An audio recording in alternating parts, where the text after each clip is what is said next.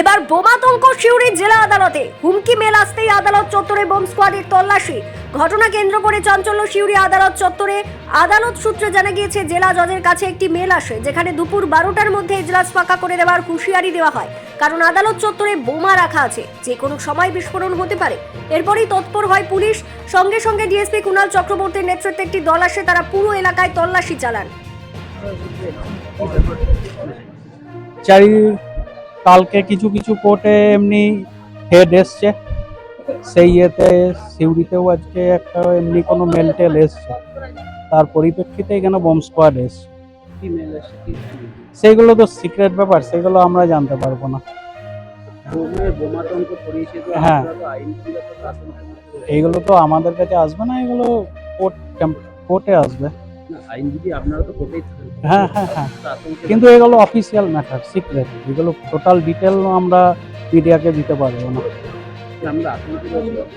হ্যাঁ, আতঙ্কিত এখন সবাই আছে, কারণ বোমের ব্যাপার তো, এখানে বোম ব্লাস্ট হলে বহু প্রাণহানির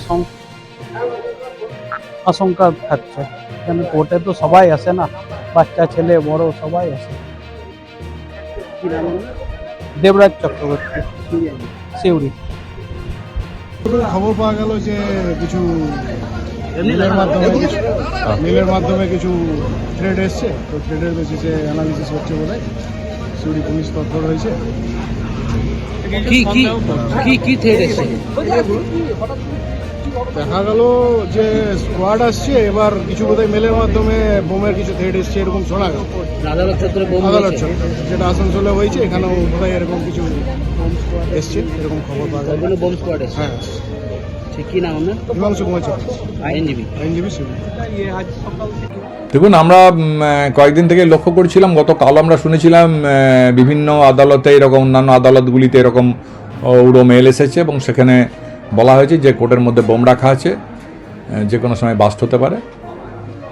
তো আমরা আজকেও এখানে শুনলাম সকালবেলাতে এসেই যে জজ সাহেবের কাছে নাকি একটা মেল এসছে, বা কোর্টের অন্যান্য জায়গায় মেল এসছে, সেখানে ওই একইভাবে উল্লেখ করা হয়েছে যে 12টার মধ্যে, নামাজের সময় উল্লেখ করা হয়েছে যে নামাজের পরেই যেন 12টার মধ্যে কোর্টের সমস্ত কাজকর্ম করে সবাই যেন কোর্ট থেকে বেরিয়ে যায়, কারণ বোম রাখা আছে, যে কোনো সময় বোম বাস্ট হতে পারে। এইরকম খবর এসছে। খবর পাওয়ার সঙ্গে সঙ্গে প্রশাসনকে জানানো হয় এবং প্রশাসন তৎপরতার সঙ্গে ব্যবস্থা নিয়েছে। ইতিমধ্যেই বিভিন্ন এজলাসে বোম স্কোয়াডের লোকরা এসেছেন, অফিসাররা এসেছেন, তারা তত্ত্ব তল্লাশি করছেন। না, বিগত দিনে শোনা গিয়েছে যে এটা ভুয়ো মেল, কাজেই এই নিয়ে খুব একটা চাঞ্চল্য নেই, তবে সাবধানতার কোনো মান নেই, সেই জন্য যেটুকু করা সেটুকু করা, প্রয়োজনীয় ব্যবস্থা নেওয়া হচ্ছে।